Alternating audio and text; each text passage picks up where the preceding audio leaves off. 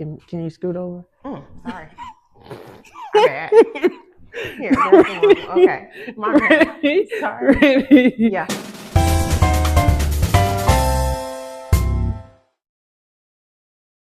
Hi everyone, I'm Keena, and this is 360 with me live, where I take a full circle look at wellness through real stories, real habits, and a little bit of movement too. Each episode, I sit down with someone who's made wellness a part of their lifestyle journey. We learn what sparked their journey and the habits that keep them grounded from day to day. Today we have Renee with us, and she's going to share her wellness story. Hi Renee. Hi Keena. Nice to see you here. Thank you. Yeah, so everyone's journey starts somewhere. What sparked your wellness journey? Initially, my wellness journey was sparked by my wedding. Mm-hmm. It was quickly approaching. I needed to fit in a dress. Found Keena, and that was initially what sparked, we'll say about 8-9 years ago. Mm-hmm. After that, what kind of sparked my further wellness journey Mm-hmm. was more so not just the outer appearance, Mm-hmm. but working more so just overall wellness, like Uh-huh. with making sure, because as the older you get, Uh-huh. obviously we know that your health is wealth. And so I just wanted to make sure that I was able to maintain healthier habits, Yes. staying, clear of disease, Mm-hmm. diabetes, Yes. heart, Mm-hmm. just that sort of thing. So that Mm-hmm. was what kind of sparked me. Mm-hmm. So at first it was kind of like a superficial reason, more or less, like aesthetically how you wanted to look Right. in your dress. Well, wedding is an important day, but Right. it was more so focused on the outer things. But after the wedding, right, Right. years into the marriage, and you're realizing that it's more to it Right. than this. It's Right. like from the inside out. Right. Absolutely. Thank you so much for sharing your story with us. Thank you. You're welcome. Get ready for our rapid fire round, where Renee has 30 seconds to answer each pillar question. So we're going to start where it all begins, and that's with nutrition. So Renee, question number 1, what nutrition habit helps you feel your best? What has helped me feel my best recently is my caloric intake, taking accountability for that and making sure specifically that I have enough protein. So what I've learned with myself is that, and actually pre-planning helps that a lot. As a busy professional, I noticed that I do have to make sure that my meals, my lunches are planned, because if I don't, I'll go back into just getting a quick snack, which would not be a healthy snack. It would be a chip. Right. Something like that. So I have to make sure that I have my caloric intake. I'm counting my calories, and I'm also making sure that I have enough protein. Yes. Yeah. So you have to keep things in order, and then I the do. protein makes you feel better about it all. Absolutely. That's awesome. I totally understand that. So question number 2, what's your go-to strategy for better rest?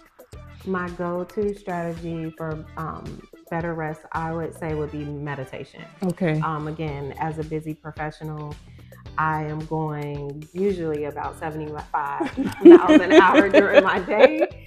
And so it takes a lot, especially when you have so much screen time.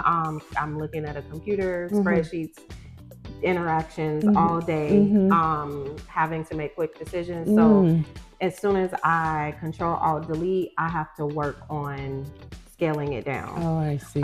So typically meditation is the best way for me to do that. I understand that as well, and that's good practice. Yeah. So question number 3, mindfulness. How do you reset your mind when things get chaotic?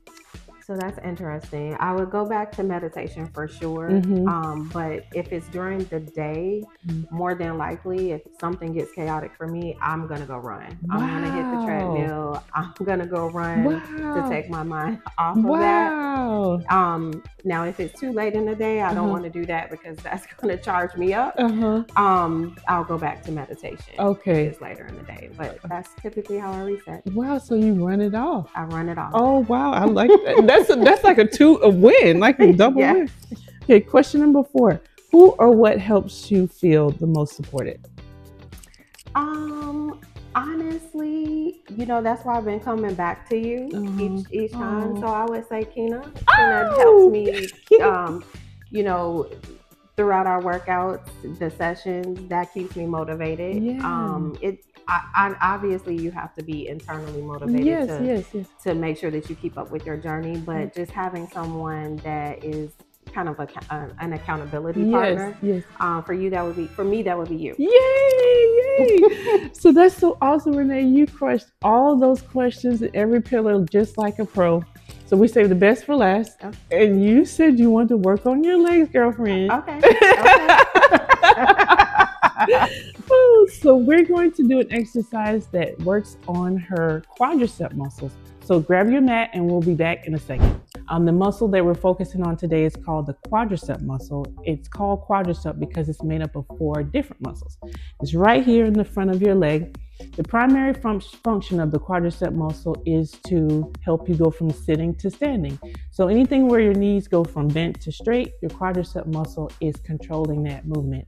So squatting, walking upstairs, even carrying things, your quadricep muscle is being engaged with those movements.